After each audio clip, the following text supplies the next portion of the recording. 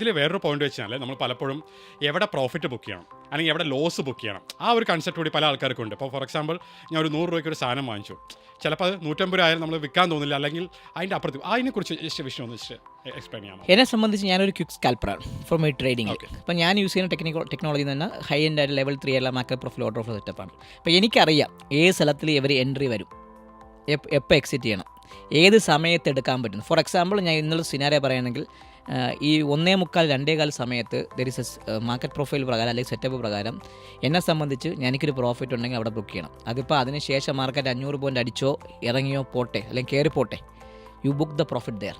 ആ ഒരു scenario system നിങ്ങൾ ഡെവലപ്പ് ചെയ്യണമെങ്കിൽ you need to trade with the times. ഈ സമയത്തിനനുസരിച്ച് നിങ്ങൾ ട്രേഡ് ചെയ്ത് പഠിച്ചാൽ മാത്രമേ നിങ്ങൾക്ക് എന്ത് ചെയ്യാൻ പറ്റുള്ളൂ, ഈ ഒരു പ്രോഫിറ്റ് ബുക്കിങ്ങിനെ കുറിച്ച് അറിയുള്ളൂ. പല ആൾക്കാരും കാണുന്ന വെച്ചാൽ പണ്ട് ഇക്വിറ്റിയിൽ 99% പേരും സ്റ്റോക്സ് ഹോൾഡ് ചെയ്യുന്നത് they come to take as ഇൻട്രാഡേയിൽ എടുത്തിട്ടാണ് അവർ കൊണ്ടുപോകണം, വീട്ടിൽ കൊണ്ടുപോകണത്. പണ്ട് യൂണിടെക് 900 രൂപ, സ്വിസ്ലോൺ 700-700, ആർപവർ, റിലയൻസിൻ്റെ ഇൻഫ്ര, അങ്ങനെ പല സ്റ്റോക്സുകളും ദേ ടുക്കിറ്റസ് ഇൻട്രാഡേ കൈലങ്ങായിപ്പോയി. സോ അവരുടെ ടൈം ഫ്രെയിം അവർക്ക് അറിയാം. അവർ ഇൻട്രാഡേക്ക് വരുന്നവരാണ്, അവർക്ക് കൃത്യത അറിയാം. പക്ഷേ അവരെന്ത് ചെയ്യുന്നു വെച്ചാൽ എന്താണ്, പിന്നെ അവർ ഗതികെട്ട് കയ്യിൽ വെച്ച് പോവുകയാണ്. സോ അതുകൊണ്ട് നിങ്ങളുടെ പ്രോഫിറ്റ് നിങ്ങൾ എടുക്കുമ്പോൾ അറിയാം. ഫോർ മീ ഞാൻ ഷോർട്ട് ടൈമിൽ ഇൻവെസ്റ്റ് ചെയ്യാറുണ്ട്, ലോങ് ടൈം ഇൻവെസ്റ്റ് ചെയ്യാറുണ്ട്. എൻ്റെ ഷോർട്ട് ടൈം ഇൻവെസ്റ്റ്മെൻറ്റ് പറഞ്ഞാൽ എനിക്കൊരു 10-15% പ്രോഫിറ്റ് കിട്ടിയാൽ ഐ കട്ട് ഇറ്റ് ദെയർ. എനിക്കത് അറിയാം. അതിനുശേഷം മാർക്കറ്റ് പോട്ടെ, ഐ റൊട്ടേറ്റ് മൈ മണി. അപ്പോൾ ആ രീതിക്ക് ചെയ്യുക. അപ്പം നമ്മളെ മൈൻഡ് സെറ്റ് വയ്ക്കുക, അതിനുശേഷം ആ സ്റ്റോക്ക് പൊക്കോട്ടെ. അപ്പോൾ എൻ്റെ സ്റ്റോപ്പ് ലോസ് എത്ര ആയിരിക്കും? 5% ആണ്. അപ്പോൾ അത് അടിച്ചാൽ എക്സിറ്റ് ചെയ്യുക. അത് ആ ഒരു പ്രോപ്പർ സിസ്റ്റം നിങ്ങൾ ട്രേഡ് ചെയ്യുക. ആ റൂൾ നിങ്ങൾ സ്റ്റിക്ക് ചെയ്ത് പോയി കഴിഞ്ഞാൽ നിങ്ങൾക്ക് എൻ ചെയ്യാൻ പറ്റും. അല്ലാതെ നമ്മൾ ഇൻവെസ്റ്റ്മെൻറ്റിന് നിങ്ങൾ 50% പ്രോഫിറ്റ് പ്രതീക്ഷ സ്ഥലത്ത് അത് 10% എക്സിറ്റ് ചെയ്യണമെന്നാൽ ദാറ്റ് റെസ്പോണ്ട് അത് എക്സിറ്റ് ചെയ്യാം.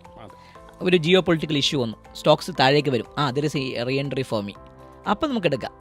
അല്ലാതെ നമ്മൾ നോക്കിക്കഴിഞ്ഞാൽ അപ്പോൾ നിങ്ങളുടെ ആ സിസ്റ്റം അത് ഒരു സ്റ്റോക്കിൽ ആർക്കും ഇവിടെ 100 വാങ്ങിച്ച് 500 വിൽക്കാൻ പറ്റില്ല.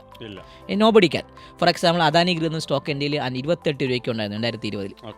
ആ സ്റ്റോക്ക് 2500 രൂപ പോയി, ഞാൻ വിറ്റത് 250 രൂപയ്ക്കാണ്. എനിക്ക് എൻ്റെ ഡിസൈബിൾ പ്രോഫിറ്റ് എനിക്ക് കിട്ടി. സെയിം സാധനം പോയത്. അപ്പം പല സ്റ്റോക്സുകളും അങ്ങനെയാണ്. ഫോർ എക്സാമ്പിൾ ഞാൻ റിലയൻസ് നല്ല ക്വാണ്ടിറ്റി ഹോൾഡ് ചെയ്യുന്നുണ്ട് ഇത്രയും വർഷമായിട്ട്. അത് എന്താണ് എന്നെ സംബന്ധിച്ച് അതൊരു ലോങ് ടേം ബെറ്റാണ്. എൻ്റെ കുട്ടികൾക്ക് വേണ്ടി ഞാൻ ഇൻവെസ്റ്റ് ചെയ്ത ഷെയറാണ്.